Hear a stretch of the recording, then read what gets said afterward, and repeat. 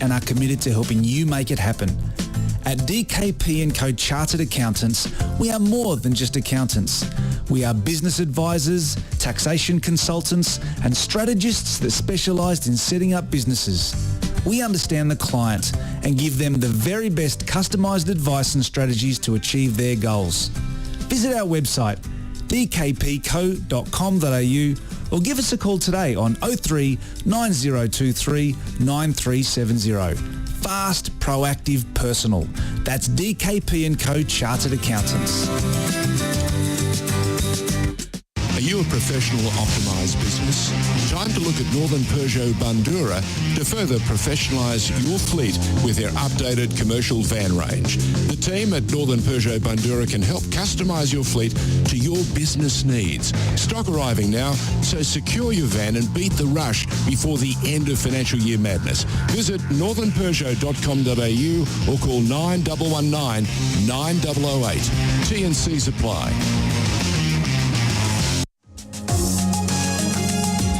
You're listening to the State of Our Football Nation on FNR.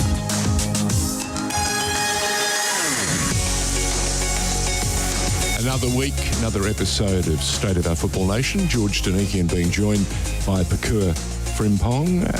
Big week. Every week we say it, and each week we have a multitude of different stories to run around and pursue. What have you made of the past week? It's been absolutely intense and hectic, but I think some great goals scored. Yeah, some great goals scored, and I think that's why we love all things football, right, George? We certainly do. We have a special guest joining us in just a moment. In fact, he's joining us via Zoom from the place called Wellington in New Zealand. So we're going across the ditch. His name is Ufuk Talay. He's the man who looks after the Wellington Phoenix since about 2019, formerly, I think, the assistant with Steve Corica at Sydney FC. Ufuk, welcome to the program. Thanks for having me, George. Should I say, hoş geldiniz? Well done. Sounds very good Turkish. Thank you. George is very multicultural. Yeah. Stop that. The languages. It's an interesting time. Ramadan is also upon us, so it's a special time. A lot of different responsibilities, a lot of different challenges for both assistants, coaches, and players. How are you finding it? And of course, we're getting to the business end of the competition. Yeah, look, it's a holy month for us. Ramadan has come upon us. I think it's a very special month for all Muslims out there.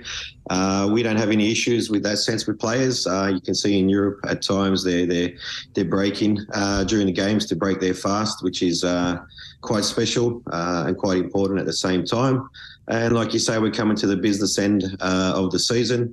We've got 4 games to go, 4 very important games, where I think everything is in our hands to finish in a good spot to make finals football. How does the squad look to you at the moment? Like every team, injuries, challenges, good form, bad form, all roll into one very important ingredient, and that is how you're setting up and the balance come finals time. How are you looking? Well, at the moment, we're looking pretty positive with the players' side of things. We've probably got 1 injury in Ben Old at this stage, so just a continuing injury that he's had during the season we've had to manage. But most players are fine. We didn't have the best result over the weekend in our last game. Obviously, coming back from the international break, we had a lot of players away with the New Zealand national team, with the All Whites, and also with the 23s. So it was a little bit disjointed, I can say, that break that we had with players being away and certain players still training with the group. But now, look, we've been through that game. It wasn't positive at the end of the day, the result, but the footballing wise, we can always improve. And we've got a very important game against the league leaders coming up on Monday evening. That's right. Monday at Amy Park. It's Melbourne City, Wellington Phoenix. When do you arrive? When do you fly out? We'll fly out Sunday afternoon from Wellington. We'll get in there Sunday evening into Melbourne, and then the boys will just get straight into the hotel, have dinner, and have a good night's sleep and prepare for the game for the next day. Ufuk, I want to just speak. You touched on something a little bit in terms of some of your players been unavailable because obviously they're with the national team and things like that, the New Zealand national team. I want to ask, in your first press conference, when you came in, you spoke about having a really, trying to build with the New Zealand core of players and building your group like that. How do you think that's gone for you, and how has that helped you in getting this club really connected with the community? Yeah, look, it's very important. We're the only professional footballing club in New Zealand that plays in the Australian competition. I believe in my time that I've been here, I've given 22 debuts to young Kiwi boys in this team. It's very important for us we heavily rely on the academy to produce players and local players, and provide opportunities for young local talent in this space. So for us, it's very a pleasing and proud moment to have these players involved representing their country. And also, we thrive on giving opportunities to players and then them travelling overseas to better and bigger things as well. In my time, Cammy Devlin's gone over to Scotland as well, to Hearts. This season we sold Ben Waine over to England to Plymouth Argyle. After my first season, Libby Kakache went to Belgium, now playing in the Serie A. And look, the reality is we understand where we fit within the footballing landscape. We're not Real Madrid, where we spend millions of dollars and buy players. We try to promote from within and provide opportunities and collectively be competitive as a team within the competition, but also, provide those opportunities to players and a pathway so they can fulfill their dreams. Kara Bookspor, back 97, 98? What was that experience like for you? Oh, that was on loan in Karabuk that year. That 97 was when I had my first child. My daughter was born. Wow. So it was a long, long time ago. So what's her passport? Which is her passport? Well, she's got both. She's got Australian and a Turkish passport as Fantastic, well. So fantastic. It's funny, my wife and myself were born in Australia. My kids were born in Turkey. So things work. They're more Turkish than you. Tell me, Ufuk, do you have many relatives and friends, of course, in Turkey? Yes, my father still lives in Turkey. Oh, wow. When I went in 95 to Galatasaray, he moved over and he hasn't been back since, to be honest. So my old man's still over there. Oh, wow. And we do have, obviously, my father's, his siblings, so my aunties and stuff and that live over there. So there's plenty of relations over there. Well, I've been to Istanbul a couple of times, and I can remember catching up with Didier Drogba. That's all right. Humble brag there, George, right? In Bebek. You know where I'm talking about now. Yes, I do. Very comfortable place on next to the Bosphorus, and everyone does everything very coolly there. Whether it's their Ferrari, whether it's their latest Porsche electric. But they all love their coffee. And they make great food in Turkey. I really appreciate that. Well, they do everything. In those international cities, people say to me, what's Istanbul like? Well, it's extraordinary because it has the world visiting it almost every other moment. You've got people from everywhere. It must have been an insight for you, being born in Australia and going back, and you're fluent, which makes it just that much better, doesn't it? Well, I wasn't as fluent until I started living there. Yep. The only time we really spoke Turkish in Australia was at home with our parents. Of course. Mostly spoke English, and obviously living there for close to nearly 10 years, the Turkish got better over time. So I love Turkey. I love Istanbul. I still have a lot of friends back over there that I played alongside with. So every chance I get, I try to go. Well, like last end of the season, I went to go see my father as well, and then catch up with some mates. So I think it's a fantastic place. I was just going to say, last night I happened to be at an iftar, a home iftar, and we got a chance to mix and tell some stories about my time in Istanbul, in Cappadocia, catching up with people, as I said earlier, of the caliber of Didier Drogba, and that lifestyle is very, very comfortable. It can seduce you. Are you moving to Turkey soon, George? Well, I was actually asked to read the English news in Turkey. Oh, nice. Right? Only problem is I have maybe a misunderstanding with Recep Erdogan. Maybe he doesn't want me there. Maybe he doesn't. Yeah. Anyway, but that's another story. Let's get back to the football. Interesting. Yeah, I'm sorry. No. See, jump in. You're the host. I've done there. You said I've done there, George. It's just so rude of me. Well, I was going to ask. Obviously, this season as a manager, lots of challenges arise and throughout the season.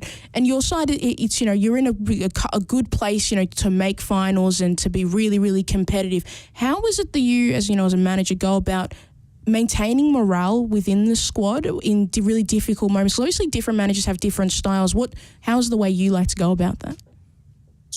The main thing that we focus on, as coaches, the way I see it is that we just work on the things that we can control. Everything else around us becomes irrelevant. The main focus is what we can control, and that's generally the attitude that we turn up to training with, and how can we come better on that day, and how can we improve, and then the things that obviously we can control and try to control on game day. Everything else that happens, like I said, outside of what I could control and what the players can control, we don't focus on. And look, I think the last 2 seasons that we've had being based in Australia has made the group very resilient in that sense. Yes, but also being back home now has also lifted the expectation that we do even better.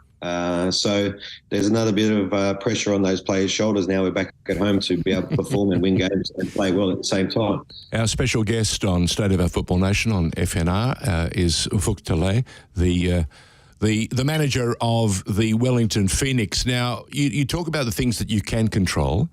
The Australian Premier League has told everybody that there are 2 new teams coming into the A-League. One will be Canberra and the other one will be Auckland. What will a local derby be like for the New Zealanders? Yeah, I believe it'll be a fantastic occasion. I think it's going to put a lot more pressure on Wellington Phoenix as well. The pool of players is going to be separated. There's going to be a challenge in being able to retain the best players, because there is another team within the competition. And also I think another team coming into New Zealand helps and takes a bit of the load off of Wellington Phoenix. We're producing players and providing pathways as well for young men and women at the same time. So another team coming in, I think, is a fantastic idea. My co-host, Pokuah Frimpong, is part of the Paramount Plus team doing the coverage to support and cover the Liberty W League. And she tells me that very competitive Wellington Phoenix this year, their women's side. They're a little bit of, I suppose, outmatched last year, but this season very much more competitive. Is there much of a mix between the boys and the girls? At times, we were trained at the same facility, so we do come across each other. Our offices are pretty close to each other.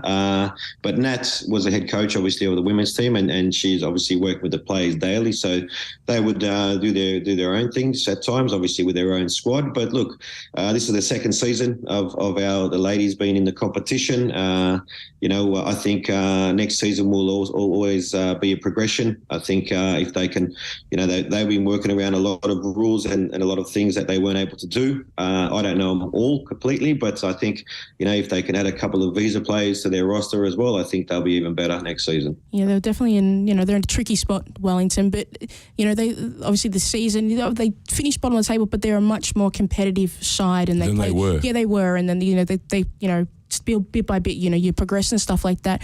I want to ask about, obviously, finding the talent in New Zealand, obviously, because you are the only New Zealand team at the moment. There must be so many players with such limited spots. How does the recruiting kind of work for the team? Are you scouting? Yeah. I'm trying to start my own football team. But how do you guys go about, deciding who is right for you and who is not, because there's only such a few amount of spots and so many New Zealanders wanting to play football? Yeah, look, that's why I say it's hard with only having one team. We work in a salary cap competition. We're only allowed to assign a certain amount of players, obviously with a certain amount of money as well. So, and we have current 5 visa spots within the competition as well. So 5 foreigners take up a spot within a squad of 20, 21, 22, whatever you want to say, whatever your budget allows you to. So, we, like I said, we heavily rely on our academy, our technical director, to find these players. Currently, we have, I think, 85 to 90% of the under-20s Kiwi side with us within the academy.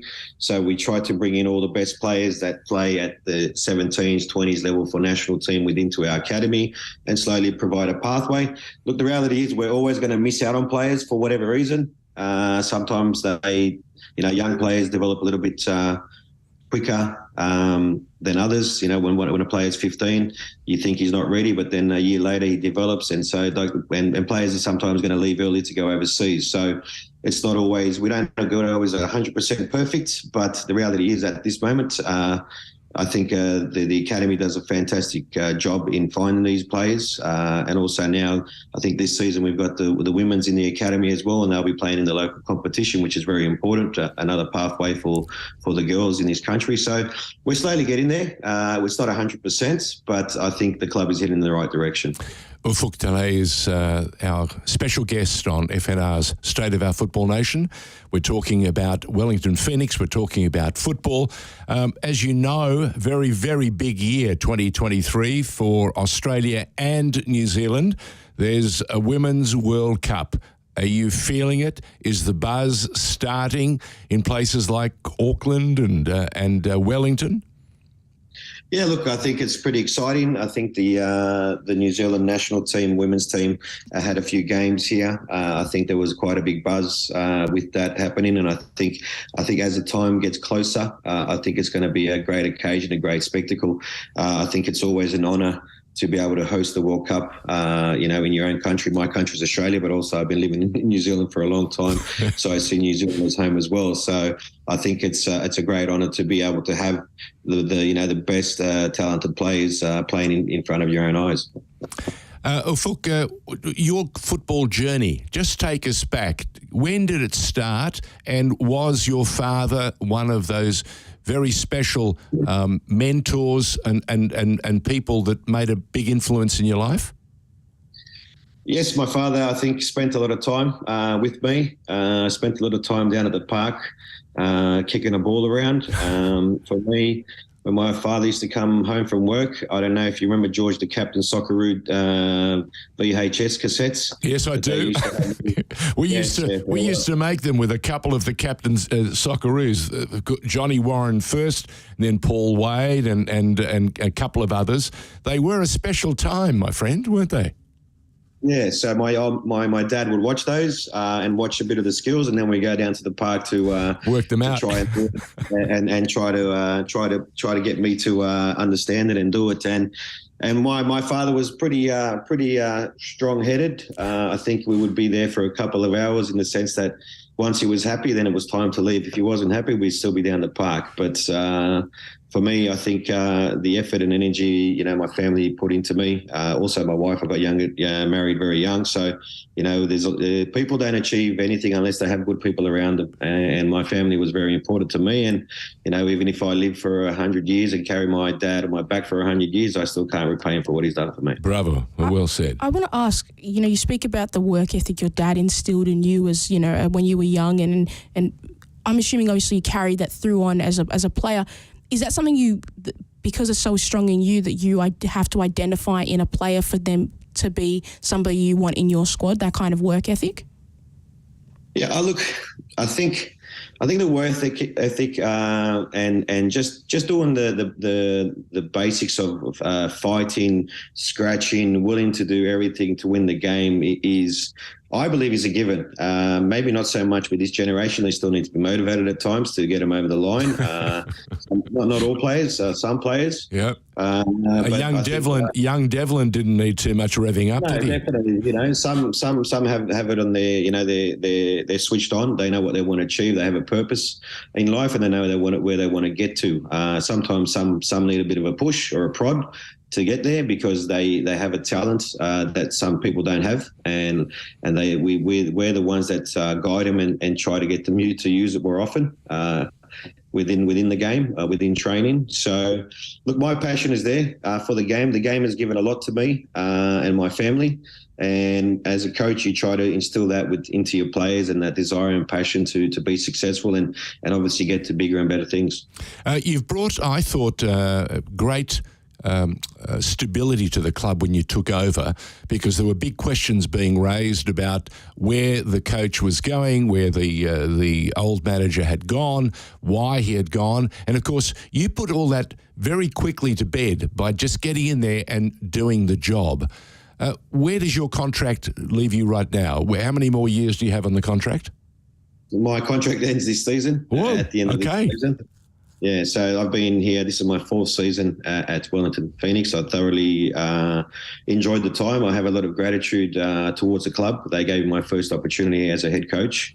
So for me, our chairman, our owner, Rob Morrison, for me, he's a fantastic person, a great human being, and also a very good businessman, and how he works and how he runs the club as well. So I've been very fortunate in that sense with the opportunity that was provided to me to be able to showcase myself as a coach and be able to work as a head coach. So for me, I thoroughly love the job. But look, like I said, my contract's ending at the end of this season. So spending 4 years here has been, for me, has been great. Are there discussions currently on the way, or they're the sorts of things you'll worry about at the end of the season? Oh, we've had discussions with the chairman. I'm not in no rush to do anything, George, at this stage. So we've had discussions with the chairman a few times, but at this stage, I'm not in no rush to do anything. Fantastic. Ufuk, tell me something. One of the things that we don't ask of our coaches too much, because I suppose they're so drawn and so committed to their team. What have you made of the season, though? You've been in the competition now long enough to be able to assess. There's been so much negativity and toxicity about some of the A-League happenings this past year. And, of course, we saw a game played the other night between Victory and Melbourne City, and there were people saying or decrying the fact that the game was replayed and the points should have gone to City from the very beginning. I know I don't want to get you in any trouble, but what's your view? Is the game and the competition getting into a stage where you enjoy it immensely? Is it better than it was? Look, I think there's been some great games this season, to be honest, George. Even I'll go back to, the Adelaide Melbourne City game in Adelaide when it finished 4-3. Oh, it was a cracker. Yeah. Some really, really good games. I think what you got to understand is also we've gone through a pandemic. Yes. For a long time. We've played a lot of games without crowds. We've ourselves have been based in Australia for a couple of seasons as well, into Phoenix, which hasn't been easy. And I think as things slowly get back to normal, where I believe, where the fans are getting used to, they know there's a game every second weekend, and because during COVID, no one went anywhere, and now after COVID, even when we played and fans weren't able to come, then people find maybe other things to do, whether they found other interests, and now we're slowly coming back out of COVID. Obviously, people, at that time may have been financially hurt as well. So, look, I don't know. I don't run the country. I'm not an economist on how things work. But Jacinda Ardern is no longer running the country either. She's decided there are other things that she wants to pursue. No, I just wanted to get your view as a head coach, as a manager. As you said, you've been overseas. You know the lie of the land, and you understand. And Pokuah and I think there's a whole new generation of youngsters that are suddenly putting their hand up and making a play to start their careers. And you're right in the middle of it. Do you feel that we're getting a reset? Yeah, I think we're slowly getting there. I'll ask you a question, George. Go. If you have a look at going on the coach's side of things, I'll ask you a question. Yep. Which nationality of coaches have been most successful in the A-League? That's a very good point. English or Australian?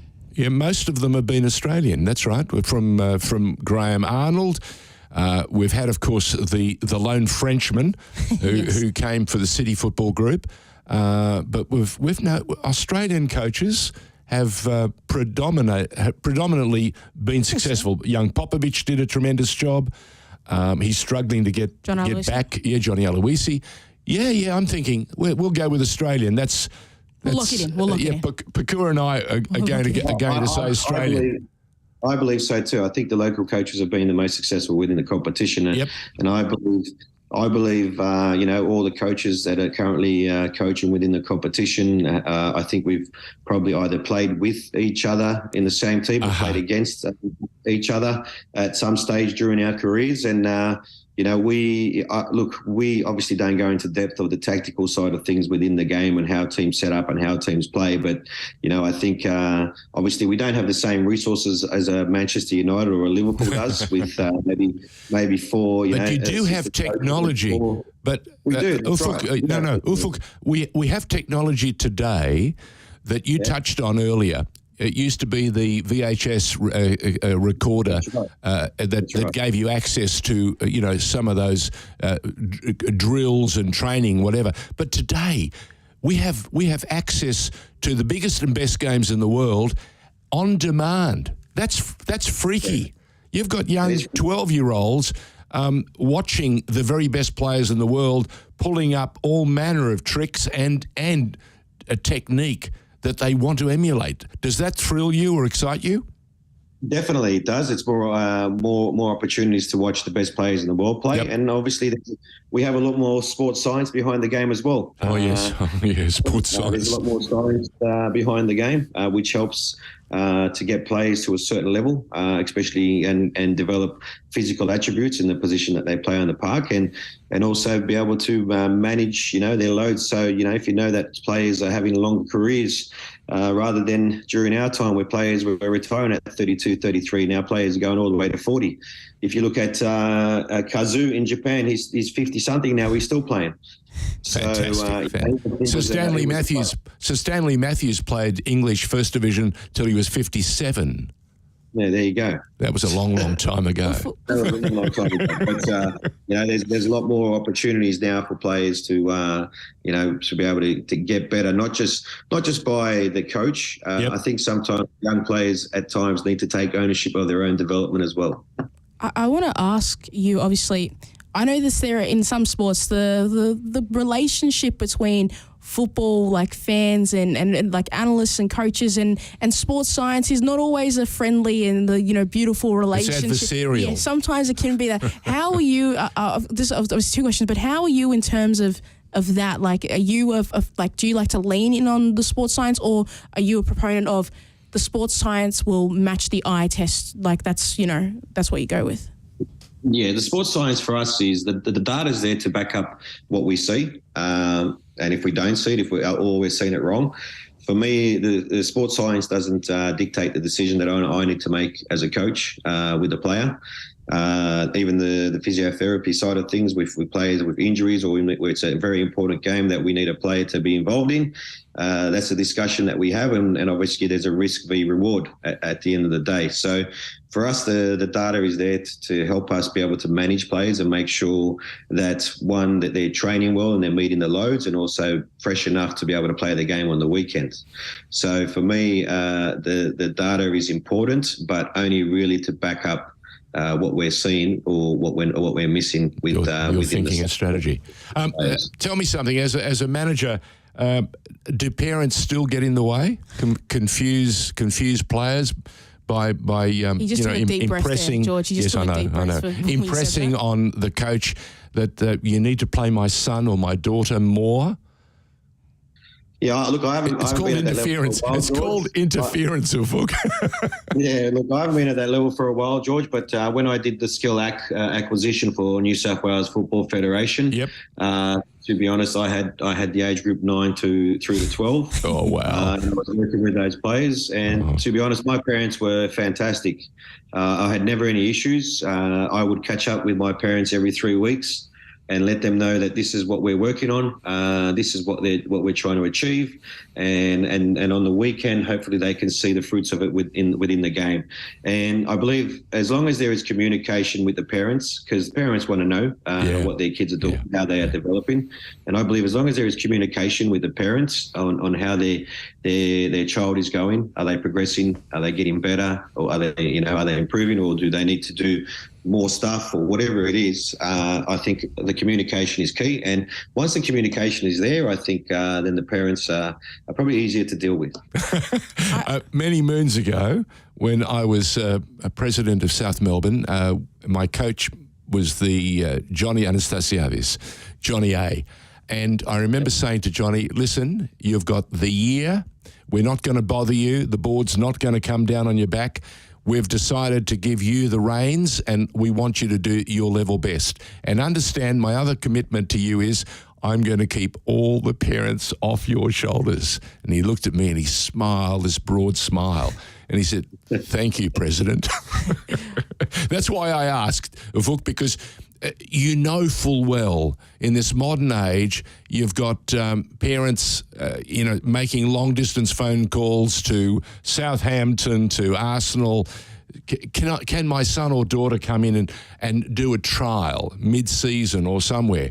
And it's on one side, it's exciting and lovely and fabulous, but it can also be so disruptive. Yeah, it is. It's probably more disruptive for the child than anything else. I think if there's more stability for that child and he has an environment where he enjoys the sessions with his coach and he enjoys playing with his mates, I think that's more important than being at a Liverpool or Manchester United. I think kids will develop, especially if they're in an environment where they have the opportunity to grow. So for me, and obviously, the knowledge of the coach to be able to help these kids to progress and move on to bigger and better things is also, it does help. But like I said, parents, I think we've become a little bit impatient at times. We want things to happen overnight. It doesn't work like that, unfortunately. It takes time. And what we want is we want the kids to have a long career. We want them to have a career of 10, 15, 20 years, not where they come in and then all of a sudden they disappear after 6 months to a year. Well, in order to do that, you need great foundations, don't you? Whether it's building a house or building a team, you've got to have great foundations. Absolutely. Yes?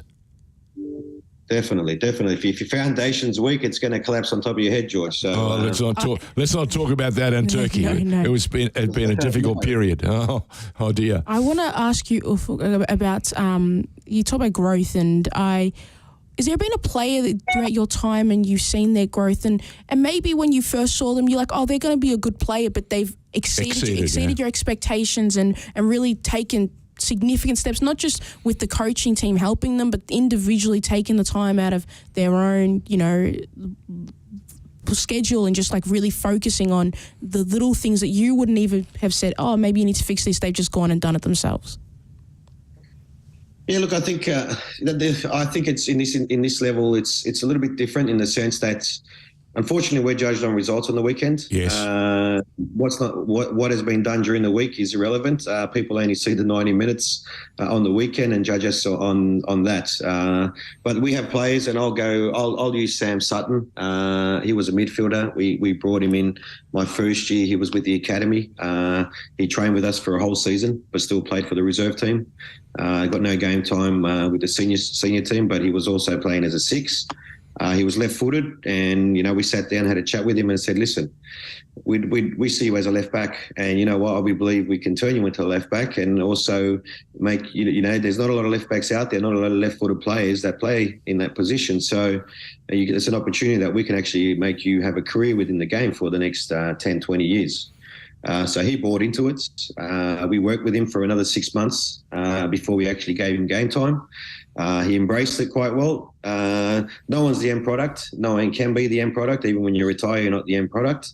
But he's embraced it quite well. This year he's had a disruptive season with injuries, but, the last probably 18 months before that, he's come in and he's done a fantastic job for us. And for me, I love those type of players that take the information on board and go out there and try to use it to the best they can. Do players make mistakes? Yes, definitely. I think we're all human. We're not robots. If we were robots, we'd have a PlayStation controller in our hand.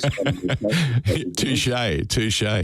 No. But for me, I think Sam has been one that's, he's got his head switch screwed on pretty well, and he's heading in the right direction.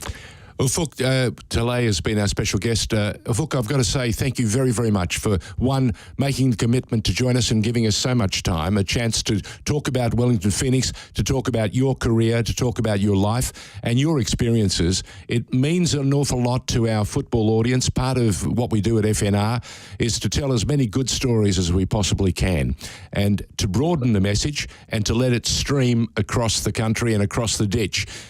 We wish you all the very best. Safe travels on Sunday when you come to Melbourne. And do you use the same hotel, the same venue for continuity? Yeah, generally we'll be at the Crown Plaza, so it's a fantastic hotel, and we have a great stay in Melbourne, and hopefully on Monday evening we have a good result as well. Well, we'll be there watching, my friend. We'll be there watching. Actually, before we let you go really quickly, I wanted to ask about that game against Western United, the first game at home at Sky Stadium. What was that like, and how was the players? Were they able to keep themselves calm, or how was everybody feeling? Because when you saw the amount of people that was at the stadium. Yeah, look, it was that was a fantastic game for us. The week. I don't know if you guys have been to Wellington. Wellington is quite a windy place. Yes. I've been to the Beehive, Ufuk. Yeah. So that week we had, and they say you can't beat Wellington on a good day too. And we had a fantastic week leading into that game. And I think it was great to see so many people turn up. I think, during COVID, I think people missed leaving the house and obviously having a sporting event in the country as well. So coming back and having over 24,000 people there supporting us and also winning the game. I think we won that game 3-0 against Western United was a great occasion to actually come back home because we spent a lot of time away. You touched on something I'd forgotten. The Wellington Phoenix crowd have this amazing desire to rip off their tops and swing them around their heads. And I've never seen so many naked bodies. I didn't realise it doesn't get that warm there, and they just love the cold, and they love to express themselves. And that must be, after 2 years, as you touched on, being based in, was it Wollongong, wasn't it? Yeah.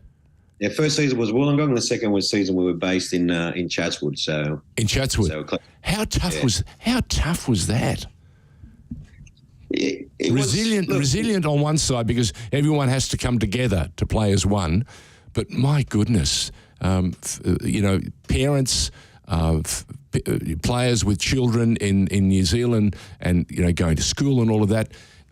Zoom would have been very popular, correct? Yeah, look, it was difficult circumstances. We made it work. Like I said, we controlled what we could control. We had players with their families come over. Their kids go to school in Australia. We had our operations manager's little boy come over with him. Fantastic. While his wife and 2 daughters stayed back in New Zealand.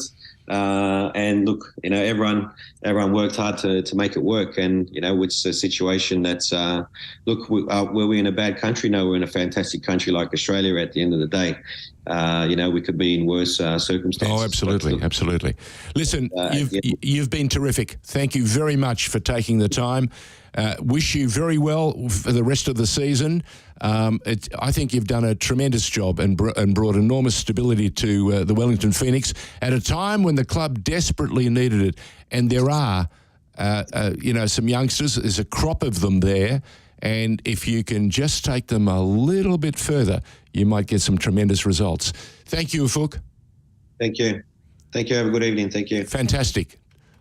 there you go, the coach of the Wellington Phoenix, giving us his time, taking us through on a journey and telling us some stories about his past and his challenges.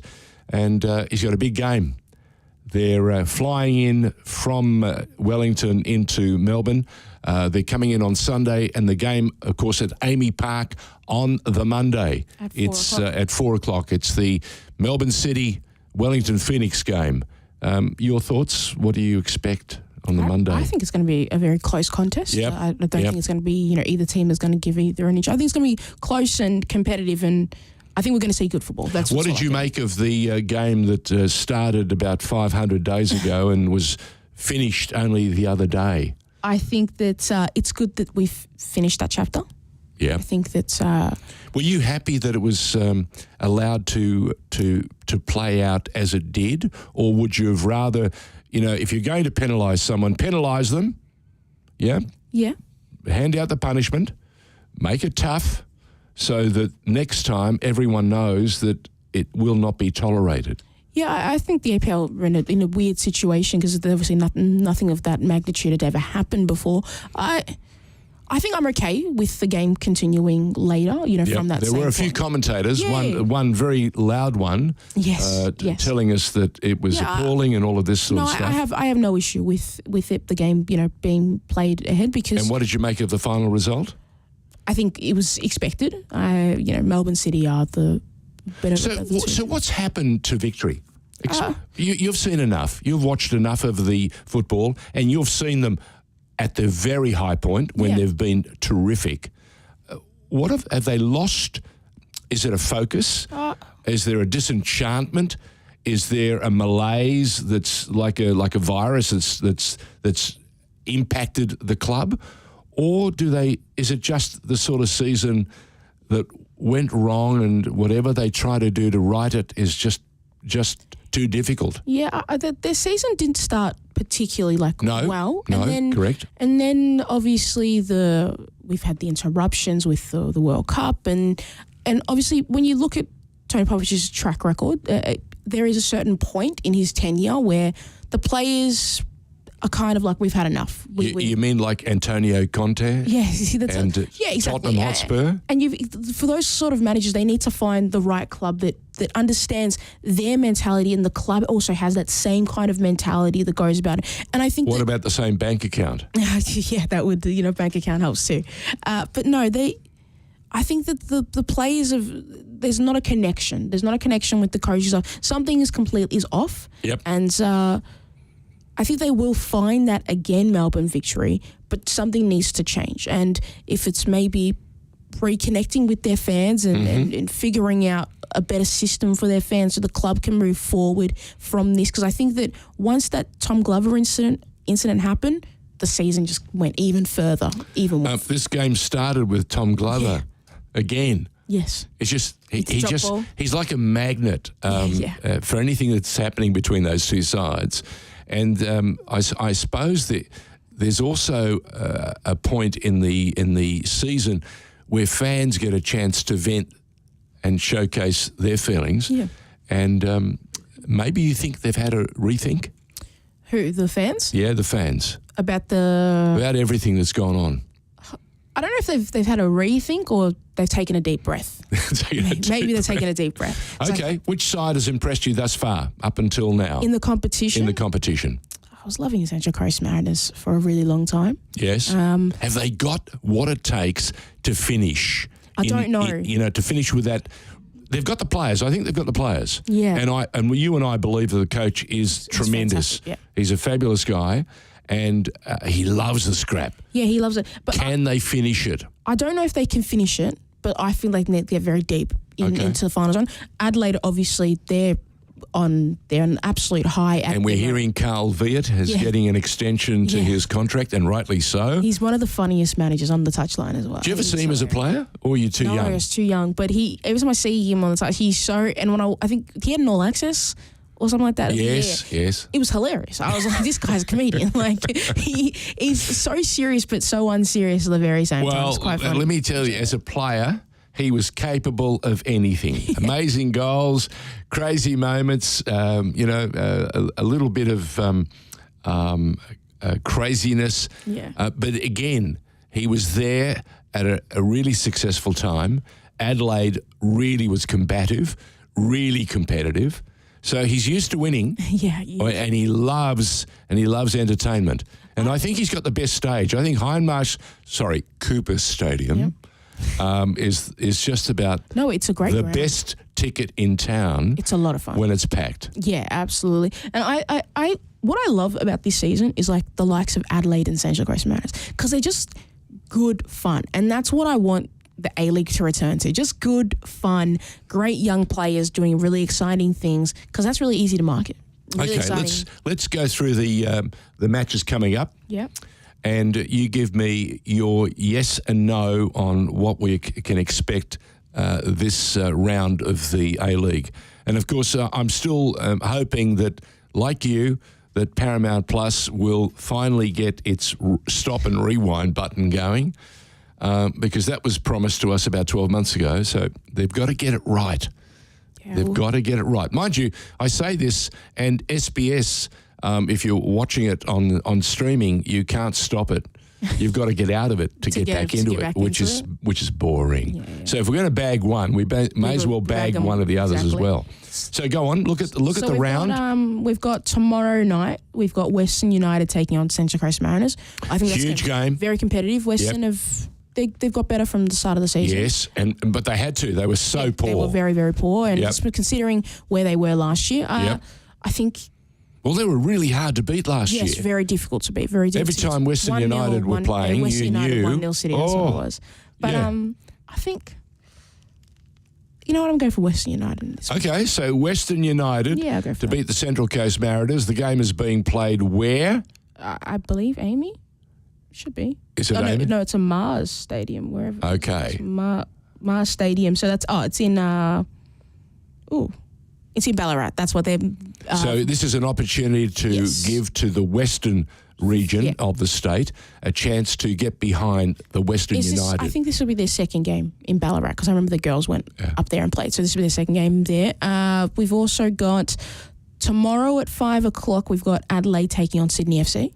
That should be. Adelaide playing Sydney FC. Yeah, in Adelaide. Okay, this should be, and I'll say it quietly, a lay-down misère.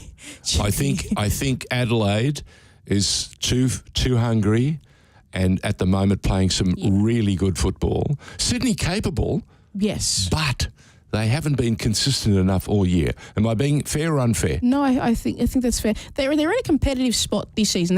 They've scratched and clawed their way into a very competitive. They haven't been the most, the Sydney of old. They haven't been that, but they've been gritty and won games that maybe they shouldn't have won, and have done well for where they are, because they're 6 at the moment. So finals is all still up in there for them. And it's all about getting to the finals. Then it's a completely new ball game. Absolutely. Yeah? Absolutely. Okay. Then we've got on Saturday the 8th, at 5 o'clock, we've got Brisbane Roar. This is Easter Saturday? Yes, Easter Saturday. We've got Brisbane Roar taking on the Newcastle Jets. What are you liking? Which team are you most... Obviously, Brisbane are sitting at the bottom. I saw a more combative Newcastle. Where's the game being played? Game is being played at Dolphin Stadium. Okay, so Dolphin is a different ground. It's a rugby league ground. Yeah. It's kind of funky. It may well play. We might see an upset. We might see the Roar mount one of those rearguard actions and come up with the points. Well, the Roar are sitting... They've only won 5 games all year. But the thing about the Roar that's so interesting is that they've lost 9 games this year, and Sydney have actually lost more games, and so have the Jets, and so have Western United. They've just drawn like every game. They've drawn 8 games. Well, what people don't appreciate is just how much a draw impacts your position on the ladder. You win that game, you leapfrog sides. You lose, and of course you fall like a stone. But if you draw, it's like that one point, you're edging your way up. The Roar are just slowly sinking. Look what's happening. Look what's happening in the EPL. Yeah. I've never seen such a concentration of. I think it's 14 clubs. Yeah, like 14 down. Yep. We were looking That's at it crazy. So if honestly somebody can go on a 2-3 game winning streak, they've taken themselves out of the relegation zone and into a position of safety, relative safety. Well, if you look at Aston Villa under Unai Emery, they weren't doing particularly well under Stevie G before. No, they were doing poorly. Very, very poorly. And Unai Emery's come and, I believe they're like in 8th or 9th at the moment. So, okay, let's finish this, and I want to ask you some questions about the EPL. There are a couple of coaches that have just gone. Yeah, they've... so I want to see who's going to step up, but let's finish this. On Saturday night, the 7:45 game, we've got MacArthur taking on the Wanderers in MacArthur. Well, this should be, I think, the Wanderers getting back on track. Yes. Yes? After that very chaotic game. Wow. I missed the game, and then I caught the back half of what had happened, and I couldn't believe what had happened. I know. I did feel like it was overreaction after overreaction after overreaction after. It just kept compounding. Everything just kept on going, and I was like, if somebody just took a step back, they'd realise that we do not need to be in this position right now. Yes. No red card needs to be handed out. Correct. Everybody should have just taken a deep breath. And wow. Yeah. Okay, so that's MacArthur against Western Sydney Wanderers, and we think the Borrello-led Western Sydney Wanderers will get the chocolates, the Easter eggs. Sorry, Easter eggs. Yeah, go on. And then we've got on Sunday at 3 p.m. I believe this is definitely at Amy. Melbourne Victory taking on Perth Glory at 3 p.m. Hey, Perth Glory are no easy side. No. They're no easy beats, and over there they are fearsome. Now, who gets this? Who do you think will get the points? I think I'm going to go with Perth in this one. Okay. But I wouldn't Tony Popovich would be going, you beauty. Thank you very much, Pokuah. I don't see a way for Victory to win, but I could definitely see a draw happening in the game. But I think Perth, probably pretty solid. And the competition wraps up on Monday.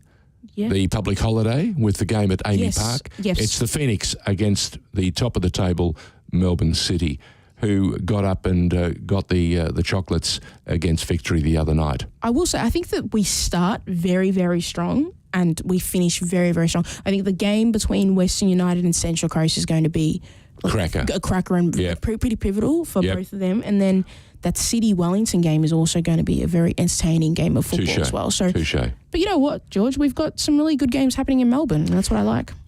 W League, of course, is finished because we've seen the most wonderful finish from Sydney United, haven't we? Yes, so we've finished the regulars and we're heading into the finals. Yep. We've got...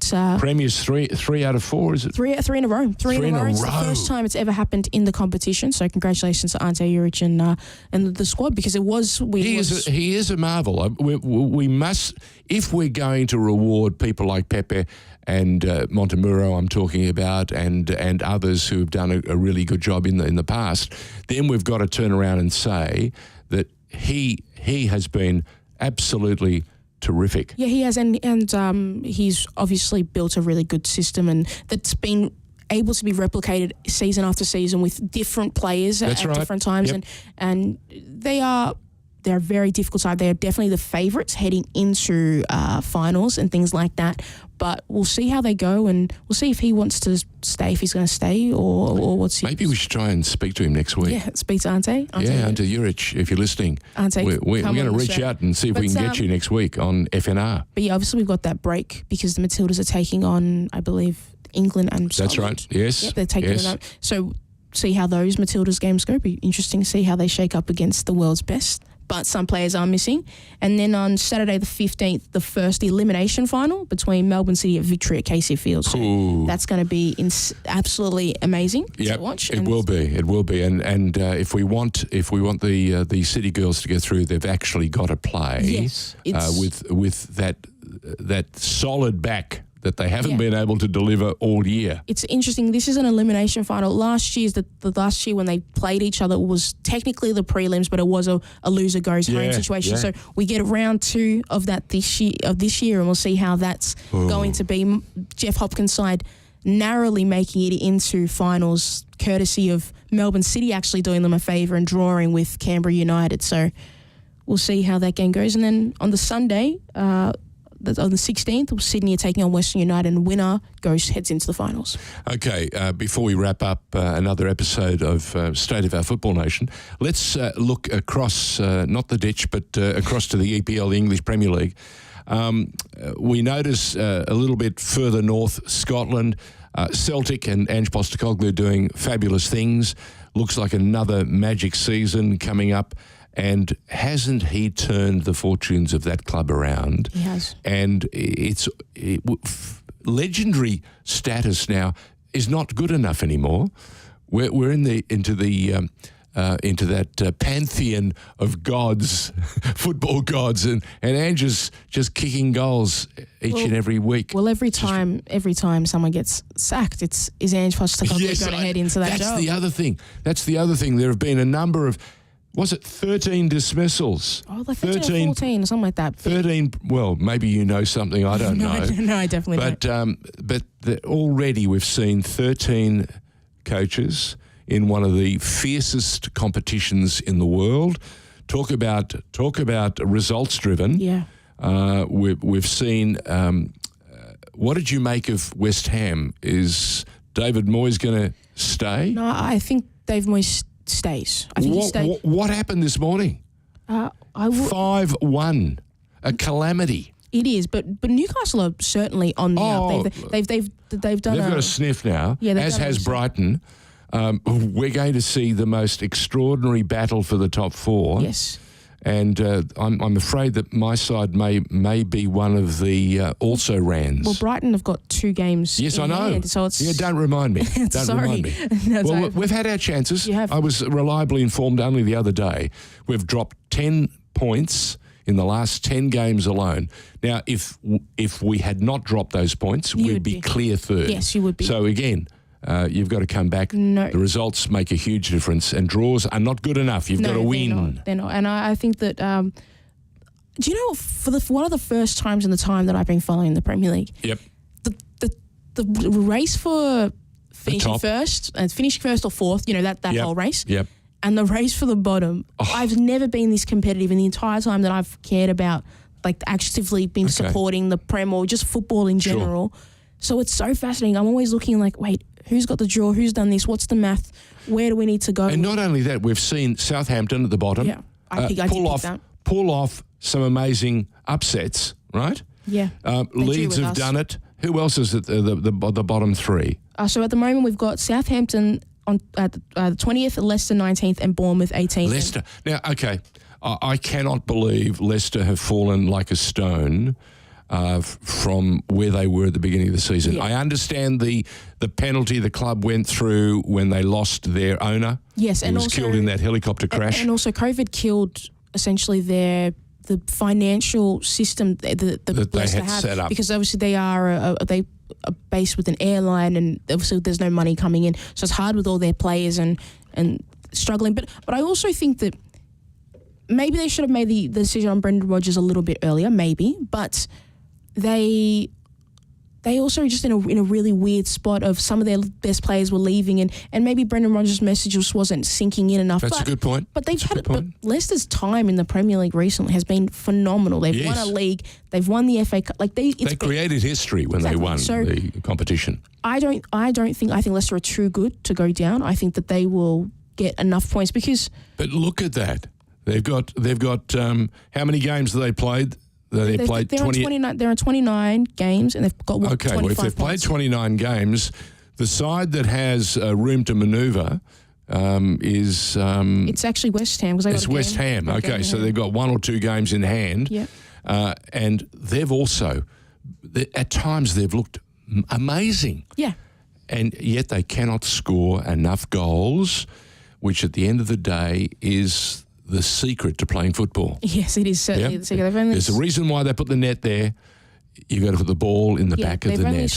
They've only scored 26 goals. Yeah. I think the last time they did that was 1923, even before I was born.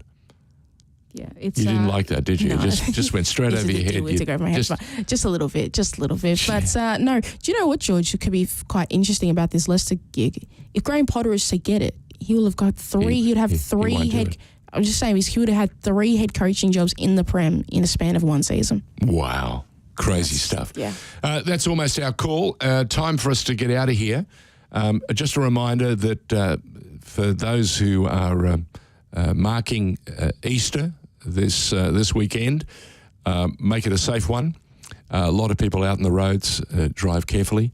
And my advice, if you're contemplating going through a box of chocolates, make sure they're serious quality. But my favourite line now is less is more. Yeah, less is more. Okay. And Pokuah, I noticed that you're fired up and committed. You've got a big Easter coming up. What's your commitment?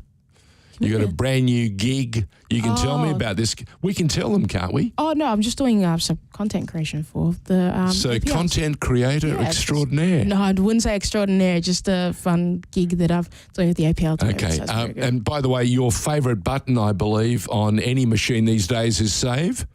Save. Oh my goodness, absolutely, George. Definitely save, and that something doesn't end up in the bin on the computer. Yes, but no, it's been good. It's been good. To everyone, have a great Easter, and we'll catch you next week on FNR. It's Pokuah and George Danikin on what they call State of Our Football Nation. And our guest this week, we were thrilled to bits to have Ufuk Talay, the coach of the Wellington Phoenix. You're listening to the State of Our Football Nation on FNR.